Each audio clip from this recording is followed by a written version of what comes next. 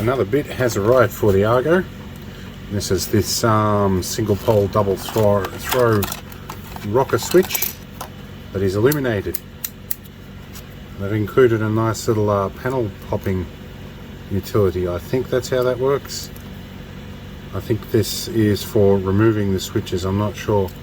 Never actually needed to use one of those, but we'll figure out what that's for anyway. I'm sure there will be some instruction, and I've got a bunch of little stickers to figure all of that stuff out too, so that'll be good. Let's go out to the Argo and see if we can fit this. Alright, we're out in the Argo and I've added that additional switch in here. Now what that does is normally you can turn the ignition on and your lighter socket lights up, but you're pulling a constant amp running the brake cooling fans all the time, so that's not exactly ideal. So I've set this up so I can bypass and I can still run these with a switch even with the ignition off, which is nice, and I can isolate everything with the isolation switch down here. The other mod, I've made this Anderson plug extender. There is an Anderson plug under the seat, so if I isolate that I can plug the Anderson plug in and run it over to the trolling battery, which then means I can run this off the trolling battery practically all night, provided that's long enough. I should probably measure that. But anyway, that gives me the ability to charge my phone in the field off this without wasting power. Now I do have a little flexi solar panel, but I don't think I'm going to put it on for this trip. I think it's a bit big anyway.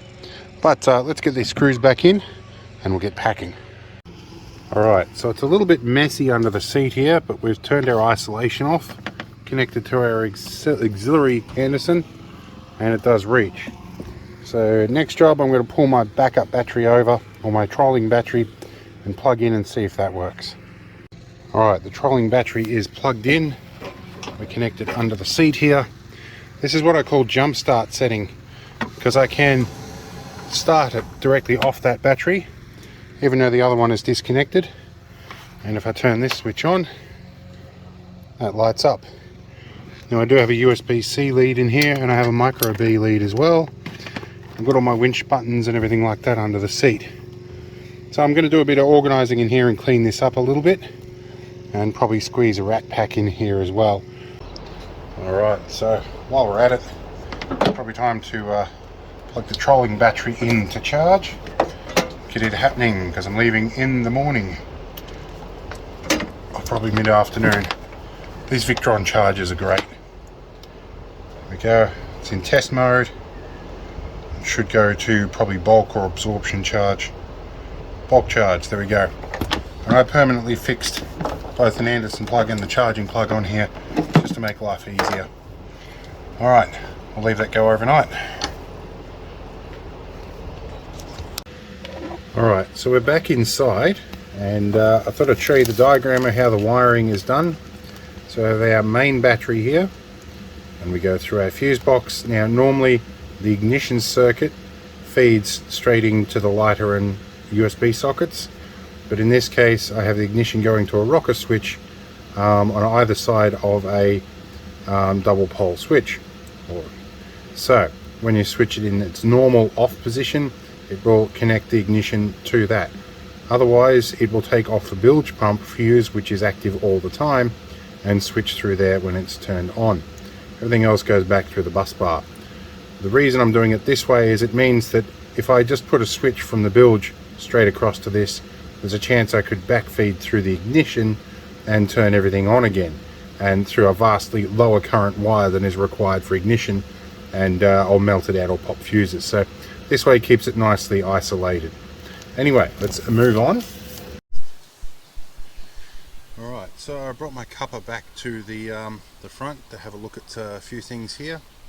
Now, one thing I have done is I've connected my Anderson plug we looked at before to the trolling battery, isolated the main battery, and I'm using my override switch to get USB charging. Now I brought my phone up to 90%, but we've got a Hero 9 over here that needs charging, and I've only got one battery for that. I'm recording this one on one of my Hero 7s, and I've got like a dozen batteries for those things, and a charger that can charge 3 at a time. So pull this off. Oh, my legs are stinging from that stinging nettle. I get caught with it every time. But I've only got one battery for my Hero 9 because they use bigger batteries. So hopefully that will charge. Cool. So that one can sit there till he charges up. And I can swap batteries in my other Hero 7, but I'll probably do that in the morning before I get prepped and go, because it's not going to get used for anything. So far survival from under the seat is going pretty well. The other thing that occurred to me that I didn't realize I could do until I got here is, now that I'm using an auxiliary battery like the trolling battery, I can use the LED headlights in the Argo. So I've actually positioned it so that the headlights are facing the camp, so I can probably run the headlights tonight as floodlights, and on that 130 amp hour battery I'm probably going to run all night. I also found under the seat I have a little teensy tiny voltmeter that I also stashed in here some time ago. Ultra compact. It's just 2 clip leads on a little tiny self-powered voltmeter. I had forgotten I'd put that in here, so I can keep tabs of the battery volts as well. I might actually clip that on while it's parked. And I'm making use of the Argo headlights off the trolling battery over here. They're working pretty damn well actually. So that's given me some campsite lighting. Alright, so it's something like 2 AM and it got really cold, so I've had to get up and put my suspended sleeping bag up and put my shirt back on. It's getting a little bit cold. Quite unexpectedly, but we are somewhat prepared. Alright, time to crawl back into bed.